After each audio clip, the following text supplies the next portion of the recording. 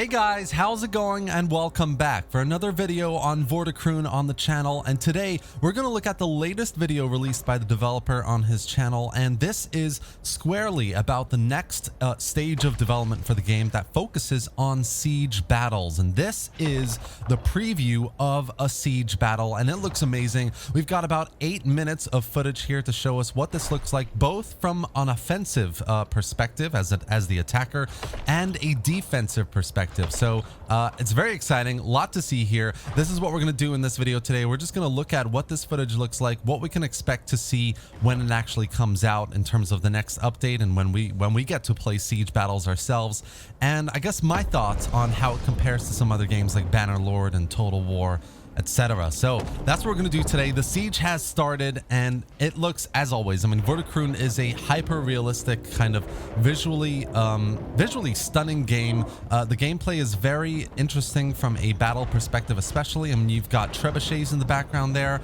It looks like there was a building, a kind of silhouette of a cathedral or a church there in the background as well.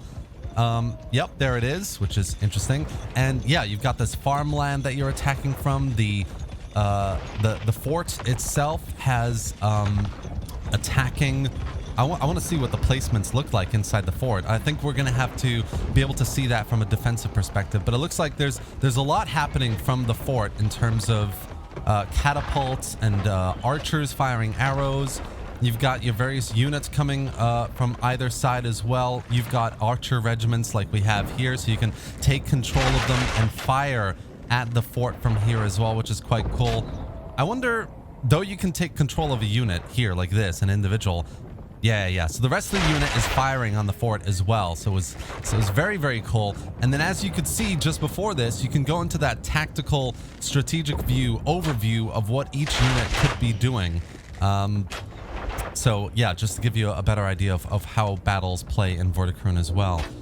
Another really cool thing here is these defensive placements along the battlefield for archers to take position and have a bit of cover when they're firing against the fort, which is very cool as well. I'm a big fan of that. Obviously, another big talking point is these towers that are approaching the walls here, which is very cool. Very, very coolly done. I like that a lot. These guys are pushing these towers forward. They're going to get to the walls and obviously mount the walls with that kind of like ramp that will fold over. And I'm sure there's a ram as well. Oh, look at that guy on fire on the left side there. That's awesome. Yeah. So they have a ram there as well at the gate. That's really cool to see. I guess the ram will break down the gate, and then the infantry there will push through. Obviously, the general will push through as well. I'm sure there's some cav here as well that will push through and try and get into the fort as much as possible. But yeah, I mean, there's a lot that's really good here. Lots of really nice gameplay mechanics, the towers, the rams, the trebuchets, because we have friendly trebuchets firing at the fort as well, which is really cool to see. And you can manage all of this as the general, which is really nice. So you can see at the top there the various different units. You can give them charge orders. The ram's just broken down the gate, so you can charge in yourself with your infantry. And look at that. I mean, you can get straight in there and start harassing enemy units. I love the way this game slow-mos as you're just charging into infantry. It's so well done. I love it so much. The only thing I'd say is, like, for me anyway, the AI doesn't seem to react as much to the general, which I've always felt is a little bit something that can be improved here. But either way, visually, gameplay-wise, this looks absolutely amazing. You can see those catapult placements as well on either side of this gate. And he's getting off the horse here now to have some one-on-one combat, which looks seriously awesome as always. And yeah, I guess at a certain point, what happens is you defeat the infantry, the defenders of this fort.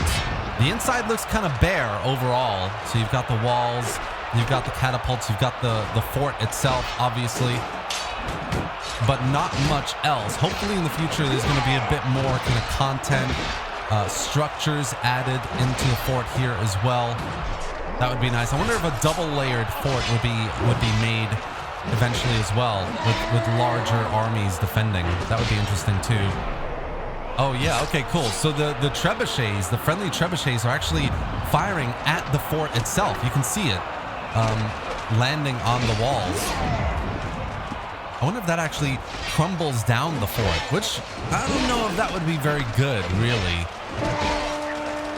I mean, you want to actually capture the fort, don't you? I wonder also what would be cool is if the fort has an interior. If it does, then you can storm the fort after defeating the defending outside units here, and then try and get into the fort there. So the enemy lord is fleeing. I think that means basically that this is a finished battle here. Yeah, and then basically they storm the fort. I wonder, yeah, that would be my only thing. That second phase of the assault could be really, really cool if you can storm the building itself. That would be really interesting.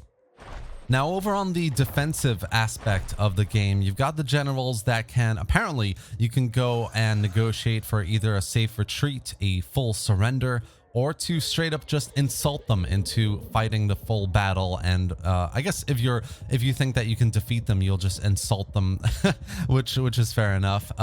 But yeah, so this is the defensive side of the battle. You can see there are a few more structures inside the fort. There are going to be crossbowmen along the walls that are going to be firing at the enemy with firebolt as well to set siege equipment on fire as well. You've got the catapults that are firing. You've got enemy archers firing down on you as well. So it's quite dangerous to be on the walls, but also quite fun, of course, if you can take control of a crossbowman and fire on the enemy. And I'm pretty sure you can take control of a crossbowman on the fort itself on the top, which is very cool. So if, for example, the enemy has breached the walls and you're being overwhelmed down below, you can take control of a crossbowman up above and fire down from there as well, which is quite cool. Catapults do massive damage when fired in a good position, which is really cool to see.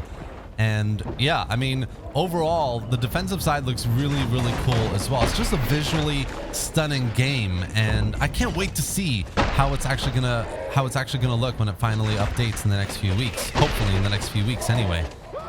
They've got brilliant sound effects as well for the ramming the gates, some men screaming as they get hit by archer fire.